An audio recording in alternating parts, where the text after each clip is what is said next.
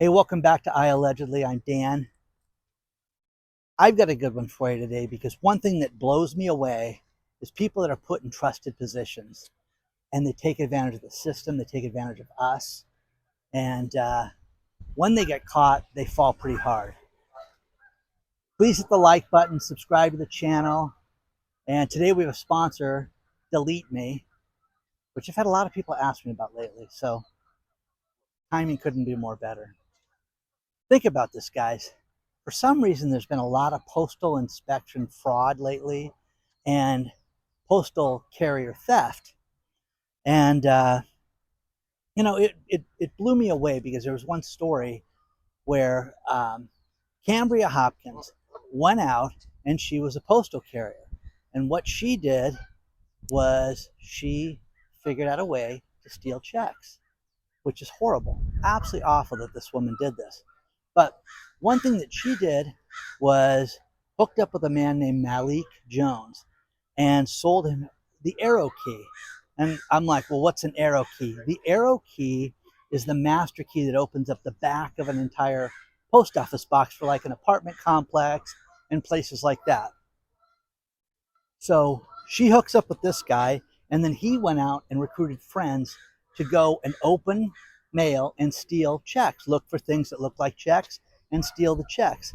Hundreds of thousands of dollars worth of checks stolen. She's going to do serious time, so is he. But I was blown away by this because the conspiracy and the going back and forth, she's going to face 5 years for that. But the arrow key, having that thing get stolen and using it and selling it, that's a 10-year penalty. 10 years in jail for that.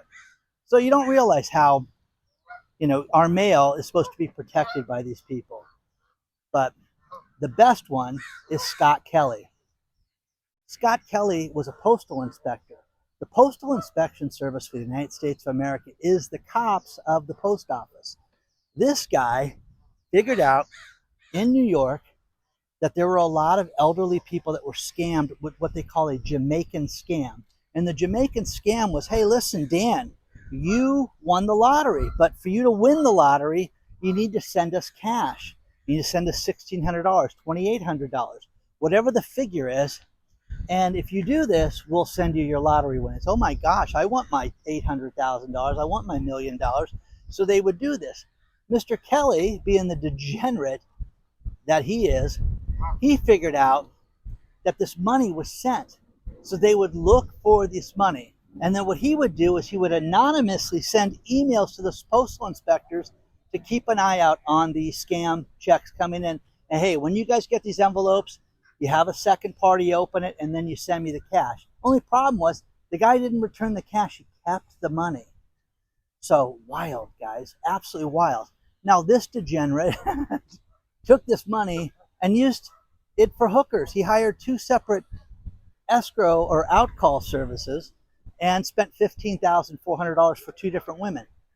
What do you get for 15 grand, guys? What do you get? Seriously, $15,000 for hookers. Wow.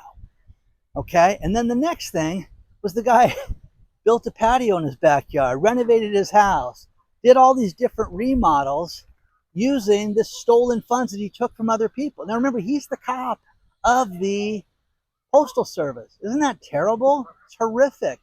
So we're seeing more and more of this, but we're in an era right now that people are complaining more about this. Hey, I didn't get my grandma's check for $100. I didn't get this. I didn't get that. So they pinpoint it. It's so sophisticated now, and they use AI for this, but they can determine, wow, have you noticed this comes from John's route? It's coming from over here. So then they can start inspecting it. The problem is you don't want the postal inspectors to be the criminals, which is wild. I had somebody reach out to me and say, hey, you got to go to T. Winkle Park, which we've filmed at a few times, but they're draining the park right now. So going through a remodel. So this place does not look like it normally does, to say the least. So anyways, have you guys ever been the victim of a postal theft or anything like that? But I had no idea that there was a thing called the arrow key. Now, one thing that was funny was a friend of mine couldn't get her package delivered from Amazon because the Amazon driver was new and didn't get the authorization code for the complex. Think about it. They have those codes, like you live in a complex, they know how to press a button to get through the door so they can get to your complex. They do that all the time. Well, great in theory, guys, but not everybody has that. But imagine selling those keys, selling those codes. You know, you could sneak into a complex, break in, rob people if you knew those codes. So it's interesting. But again, have you noticed? I mean, lately there's been just dozens of these postal, people that have been arrested. It's kind of crazy. Let's talk about our sponsor, DeleteMe. Are you tired of spam phone calls? Are you tired of your email address getting hacked and getting things you just never asked for? Well, there's a great service that can help you fight this. It's called DeleteMe. All of our personal information is sold by data brokers. They collect it, they sell it to different people, and we fall victim to this all the time. There is a service that eliminates your personal information from the internet. I've used it for over a year now, and it is absolutely amazing. It's called DeleteMe, and if you use the discount code iAllegedly, you save 20% off their regular price. Use the link below or use this QR code, sign up for it today. But so many things that they can eliminate: your name, your address, your phone number, your email address, your occupation, your relatives, all this different information that you just don't want out there. Again, I've used it for over a year. It's an amazing service. Check out DeleteMe today, save 20%, use the iAllegedly discount code, and get your information taken off the web. One thing we covered a little bit last week was the fact that Nevada, the state of Nevada, their website was under a cyber attack. They wouldn't really say how much, damage was done. And then finally, Timothy Galuzzi, their chief IT officer, gave a press conference and just said, hey, everything's been corrupted. They've stolen personal information. They've stolen data from us.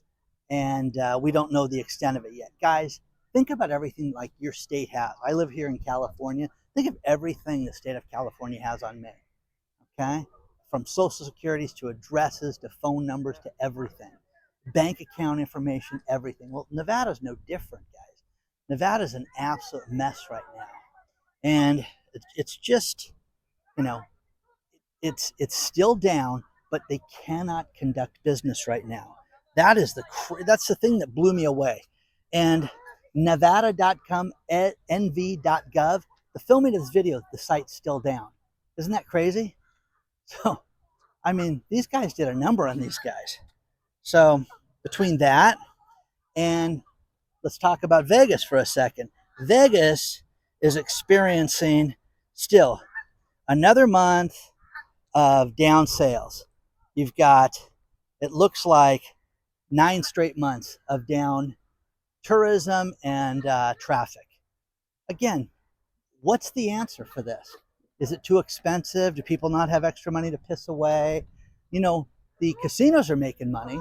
They always do, but they're raising prices and making it unaffordable for everybody else. Now, one thing that was interesting was the Trump coin, the Liberty coin, the World Liberty coin. This was done by Donald Trump's sons. Now, people are saying, hey, did you see the Trump coin lost a bunch of value yesterday? Okay, here's the thing about this. That's not the whole part of it. Early investors could buy a Trump coin for as little as half a cent. And they sold they created a value of $30 billion. The Trump coin goes live yesterday on Labor Day. And the thing that's wild about this was the coin opened at 30 cents and then there was massive selling. The insiders started selling. The most that an insider could sell is 20% of their holdings. Well, I got to be honest with you guys. If I bought something for a half a cent, the early investors, the most they paid, a penny and a half for each one of these coins. They go out and they could sell 20% of their holdings at 30 cents, get 24 cents. These people made a killing. It's like $60 million, was sold by these personal investors already. So that's wild. So I'm not too concerned that the Trump kids are going to lose money or that this thing's going to go down in value, but a lot of insider selling, that's what people should look at. People should look at somebody pays half a penny for something and can sell it for 30 cents. It's staggering the amount of money that these people made. Huge profits on this stuff. If you can get it on these meme coins early, some people have made millions and millions of dollars of this. It's kind of depressing to see this park like this as they drain this thing. And I know it's going to be remodeled and they're going to do cool stuff to it, but we filmed out here. It's normally so beautiful and so many people playing, kids, and all the ducks and everything, and just kind of looks lost right here. One thing that we've heard so much about is AI job problems. How about this? They interviewed a bunch of recruiters, and they say that 72% of the applicants that they get right now are fakes through AI. 72%. Now, that's not, the end of it. People are using deep fakes to do job interviews for them. Let's say I wanted to work a job in sales. Well, gosh, I don't think I interview well. Well, it's okay, Dan, I'll interview for you. We'll use your voice. We'll use deep fake. We'll take your picture and put it on the guy that knows all the answers to the marketing. And that way Dan's in the interview. You understand? Only 14% of these recruiting firms have deep fake technology on the interview process. They can determine if these people are fakes or not. Isn't that wild, guys?